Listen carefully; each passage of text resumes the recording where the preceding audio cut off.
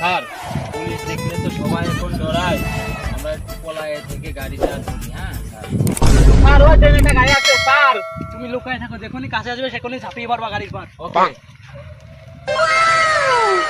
Run. এই লেওড়া চোদা, গাড়িটা সাইড কর সামনে।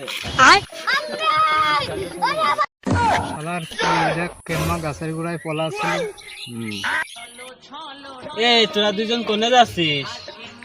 স্যার যাচ্ছি মাগুরা। মাগুরা? তোদের গাড়ির কাগজপাতি আছে? তোর দুইটা তো একটা হেলমেট নেই। কাগজপত্র তো নেই। আমার এক ভাইয়ার গাড়ি, ওর তো চাই নিয়েছি মাগুরা যাবো। তাহলে তোদের লাইসেন্স আছে? লাইসেন্স দেখাছি। আসেনি? সব তো ভাইয়ের কাজ আছে স্যার। তোমরা ভাই আসতে, তোমরা সুদাতে আইছো কেল্লাই?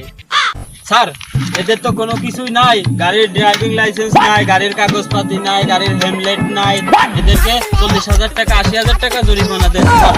ওকে স্যার, কেস লেখেন না। গাড়ি বিক্রি করলেও আমার 6,000 টাকা হবেন না, 80,000 টাকা আপনার কোথা থেকে দেবো? হচ্ছে চাবিটাই নিয়ে যান আপনি। থানায় যাই। কি